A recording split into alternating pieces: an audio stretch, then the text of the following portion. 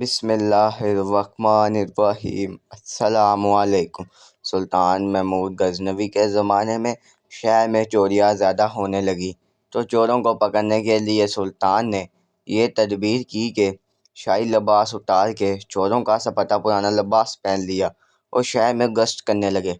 ایک جگہ دیکھا کہ بہت سے چور اکٹھا بیٹھے ہیں۔ بادشاہ بھی وہاں جا کر بیٹھ گیا۔ چوروں نے پوچھا کہ تم کون ہو؟ بادشاہ نے کہا کہ میں بھی تم ہی جیسا ایک آدمی ہوں۔ چوروں نے سمجھا کہ یہ بھی کوئی چور ہے جو آدھی رات کے بعد چوری کی نیت سے نکلا ہے۔ چنانچہ انہوں نے اطمینان کا سانس لیا۔ انہوں نے پوچھا کہ سلطان محمود غزنوی نے ان سے کہا اتنی رات گئی تم کس ارادے سے پھر رہے ہو؟ وہ کہنے لگے اسی ارادے سے جس ارادے سے تم پھر رہے ہو، یعنی چوری کی نیت سے۔ سلطان نے کہا اگر چوری ہی کرنی ہے تو پھر اچھی جگہ کرو جہاں سے زیادہ دولت مل سکے، جو کہ تمہاری ساری عمر کے لیے کافی ہو، اور پھر کبھی چوری کرنے کی ضرورت ہی پیش نہ آئے۔ میرا مشورہ ہے کہ شاہی محل لوٹتے ہیں جہاں سے ہمیں بہت بڑا خزانہ ہاتھ لگ سکتا ہے۔ چوروں نے جب یہ سنا تو بہت خوش ہوئے اور سلطان کی جرأت مندانہ گفتگو پر ہش ہش کر اٹھے اور کہا واہ بھائی واہ، تم بڑے بہادر اور جرأت مند ہو، کیونکہ شاہی محل میں چوری کرنا بڑی ہمت اور حوصلے کا کام ہے، اور تم اس بات کو کرنے میں ذرا بھی نہیں گھبرائے۔ ہم تمہیں آج سے اپنا سردار مانتے ہیں، تم جو حکم دو گے ہم اس کی اطاعت کریں گے، لیکن جو کام تم نے شاہی محل والا بتایا ہے وہ بڑا مشکل ہے۔ سلطان محمود غزنوی نے کہا کہ میرے ہوتے ہوئے ہمیں ذرا بھی گھبرانے کی ضرورت نہیں۔ میری موجودگی میں تم ہر مشکل کو آسان سمجھو اور بالکل نہ گھبراؤ۔ اب تیاری کرو کیونکہ شاہی خزانے پر آج ہی ہاتھ صاف کیا جائے گا۔ اس مقصد کے لیے پہلے ہم ایک منصوبہ بنا لیتے ہیں تاکہ آسانی رہے۔ ہم میں سے ہر ایک اپنا اپنا کمال بیان کرے گے کہ وہ کس خصوصی خوبی کا مالک ہے۔ ان سب نے باری باری اپنا اپنا کمال بتانا شروع کیا۔ ایک چور نے کہا کہ میں یہ کمال رکھتا ہوں کہ جس جگہ پر خزانہ رکھا گیا ہو مجھے اس جگہ کی مٹی سے خزانے کی خوشبو آ جاتی ہے۔ دوسرا چور کہنے لگا مجھے یہ کمال حاصل ہے کہ اگر سخت اندھیری رات میں بھی کسی کو ایک مرتبہ دیکھ لوں تو پھر اس کی شکل کبھی نہیں بھولتا، اور دن کی روشنی میں بغیر کسی مشکل کے اسے شناخت کر لیتا ہوں۔ تیسرے چور نے کہا میں یہ خصوصی کمال رکھتا ہوں کہ مجھے کتے کی زبان سمجھ آتی ہے۔ چھوٹا چور بولا مجھے یہ کمال حاصل ہے کہ چاہے محل کی دیوار کتنی اونچی ہو، اگر میں کمند پھینکوں تو وہ فوراً دیوار کے اوپر جا کے فٹ ہو جاتی ہے، جس کے باعث ہم آسانی کے ساتھ محل کے اندر پہنچ سکتے ہیں۔ جب چاروں نے اپنا اپنا کمال بیان کر دیا سلطان محمود غزنوی سے کہنے لگے اے ہمارے سردار، اب تو اپنا کمال بتاؤ۔ سلطان محمود غزنوی نے کہا مجھ میں یہ خوبی ہے اگر مجرم گرفتار ہو اور ان کی موت کی سزا کا حکم ہو، پھر جلاد ان کی گردنیں اتارنے کے لیے تختے دار پر لے آئے تو عین اس موقع پر اگر میں اپنی داڑھی ہلا دوں تو مجرم اسی وقت قید سے چھوٹ جائیں اور ان کی جان بخشی ہو جائے۔ سب چور یہ سن کر بڑے حیران ہوئے اور کہا اس کمال کے ہوتے ہوئے تو ہم ذرا بھی ڈر محسوس نہیں کرنا چاہیے۔ اس کے بعد وہ سب شاہی محل کی طرف چوری کے ارادے سے چل پڑے۔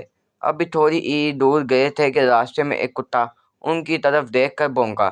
دو چور کتے کی زبان سمجھتا تھا۔ سب چور اس سے پوچھنے لگے بتاؤ یہ کتا کیا کہہ رہا ہے؟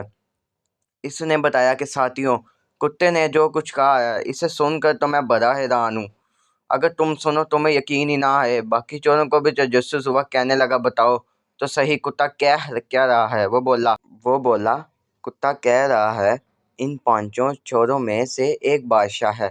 یہ سن کر سب ہنسنے لگے اور بولے یہ کیسے ہو سکتا ہے کہ ہم میں سے ایک بادشاہ ہے؟ وہ چور کہنے لگا بے شک تم اس بات پہ ہنسو، لیکن کتا یہی کہہ رہا ہے۔ ان سب چوروں نے اپنی دل کو تسلی دی اور آگے بڑھ گئے ہیں۔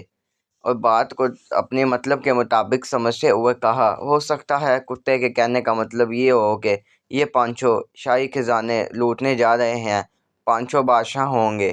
یہی باتیں کرتے ہوئے وہ شاہی محل پہنچ گئے۔ اب کمن ڈالنے والے چور نے اپنا کمال دکھایا۔ اس چور نے ایک ہی بار جو کمن پھینکی تو وہ محل کے دیوار کے اوپر جا لگی۔ اس کے بعد سب باری باری دیوار پار کر کے گئے۔ اب خزانہ سونگھنے والے چور کی باری تھی، چنانچہ اس نے اپنے خصوصی کمال سے کام لے کر جس قدر شاہی خزانہ چھپایا ہوا تھا وہ سب بتا دیا، اور ان سب نے مل کر وہاں سے خزانہ نکال لیا، اور جس راستے سے آئے تھے اسی راستے سے خزانہ لے کر باہر نکل آئے۔ ابھی صبح نہیں ہی ہوئی تھی اور رات کا اندھیرا باقی تھا۔ وہ فوراً شہر کی حدود سے باہر نکلے اور ایک جنگل میں بیٹھ کر خزانہ تقسیم کرنے کا پروگرام بنایا، مگر سلطان محمود غزنوی نے کہا کہ میرا مشورہ یہ ہے کہ ہم اس وقت خزانے کو آپس میں تقسیم نہیں کرتے، کیونکہ اگر ہم خزانہ تقسیم کر کے اپنا حصہ اپنے گھر والوں کو لے گئے، اور کیونکہ یہ چوری بادشاہ کے محل میں ہوئی ہے، اس لیے جب بادشاہ کو اس چوری کے بارے میں علم ہوگا تو وہ پورے شہر میں اس طرح کا انتظام کرے گا ہر ممکن طریقے سے چور کو پکڑا جا سکے، اور ہو سکتا ہے وہ گھر گھر کی تلاشی کے لیے اپنے سپاہیوں کی ڈیوٹی لگا دے، تاکہ جس گھر سے بھی خزانہ برآمد ہو چوروں کا پتہ چل جائے۔ اگر ہم خزانے کا حصہ اپنے اپنے گھروں میں لے گئے تو ہم فوراً پکڑے جائیں گے، اس لیے کچھ دنوں کے لیے خزانے کی تقسیم کے کام کو ملتوی کر دیتے ہیں، اور اس جنگل میں زمین کھود کر خزانہ یہاں پر دفن کر دیتے ہیں۔ بادشاہ کے کارکندے جب خزانے کی تلاش میں ہر ممکن حربہ استعمال کرنے کے بعد مایوس ہو جائیں گے تو پھر ہم کسی کے ساتھ یہاں آ کر خزانہ نکال لیں گے اور آپس میں تقسیم کر لیں گے۔ سلطان کی اس تجویز کو سب نے قبول کیا اور کہنے لگے کہ یہ بات ٹھیک ہے، ہم سردار کے حکم کو دل و جان سے تسلیم کرتے ہیں۔ اس بات پر جب سب میں اتفاق رائے ہو گیا تو سب نے زمین کھود کر خزانہ دفن کر دیا اور اپنے اپنے گھروں کی طرف جانے لگے، تو سلطان محمود غزنوی نے ان سے کہا کہ میں تم لوگوں میں نیا شامل ہوا ہوں اور میں تمہارے بارے میں کچھ بھی نہیں جانتا۔ تم لوگ کون ہو اور کس جگہ پر رہتے ہو؟ چونکہ تم نے مجھے اپنا سردار تسلیم کیا ہوا ہے، اس لیے تم سب مجھے اپنے گھروں کے ایڈریس دو تاکہ مجھے پتہ چلے تم کہاں رہتے ہو۔ چنانچہ چاروں چوروں نے اپنے گھر کے پتے سلطان کو بتا دیے۔ اس کے بعد سب اپنے اپنے گھروں کی طرف چل دیے اور سلطان محمود غزنوی واپس محل میں آ گئے۔ صبح اچانک شور اٹھا کہ شاہی خزانہ لوٹ لیا گیا۔ فوری طور پر سپاہی چوروں کی تلاش میں بھاگے۔ سلطان نے سپاہیوں کے سربراہ کو چاروں چوروں کے نام اور پتہ بتایا اور انہیں گرفتار کرنے کا حکم دیا۔ چنانچہ سپاہی فوراً چوروں کو پکڑ لائے، اور وہ چور حیران تھے کہ آخر انہیں ہمارا پتہ کیسے ملا اور کون ہے جس نے ہماری مخبری کی۔ اس کے ساتھ انہوں نے یہ بھی خیال کیا کہ ہم چاروں کو تو گرفتار کر لیا گیا مگر ہمارا سردار نہیں پکڑا گیا، اور اس کی کیا وجہ ہے۔ اسی سوچ و بچار کے عالم میں ان چاروں کو عدالت میں پیش کر دیا گیا، اور قاضی نے شاہی خزانے کی چوری کے جرم پر ان کو موت کی سزا کا حکم سنا دیا۔ یہ حکم سن کر ان کے اوسان خطا ہو گئے اور آپس میں کہنے لگے، ہمارا سردار ہوتا تو ایسے وقت میں اپنا کمال دکھاتا، لیکن افسوس ہمارا سردار نہیں پکڑا گیا۔ اب تو وہ خود ہی اکیلا خزانے پر قبضہ جما لے گا۔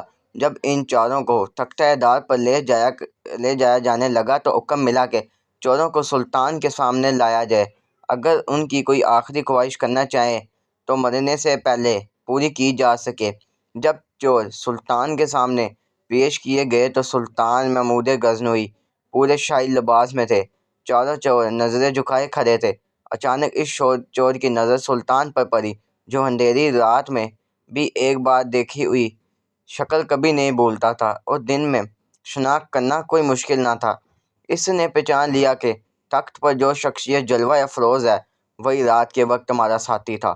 اس نے آہستہ سے اپنے ساتھی چور کے کان میں کہا، اے دوست، رات کو کتے کی کہی ہوئی بات صحیح تھی، اب سمجھ آئی، کتا ٹھیک ہی کہہ رہا تھا کہ ان 5 میں سے ایک بادشاہ ہے، یہ جو تخت پر بیٹھا ہے، رات کو یہی ہمارا 5واں ساتھی تھا۔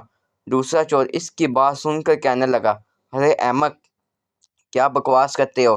رات کو تم نے ایک کتے کی بات پر یقین کر لیا ہے، چور کو بادشاہ بنا دیا، اب تم بادشاہ کو چور کہہ رہے ہو؟ لگتا ہے تمہاری عقل ماری گئی ہے، تم اپنے ہوش میں ہی نہیں ہو۔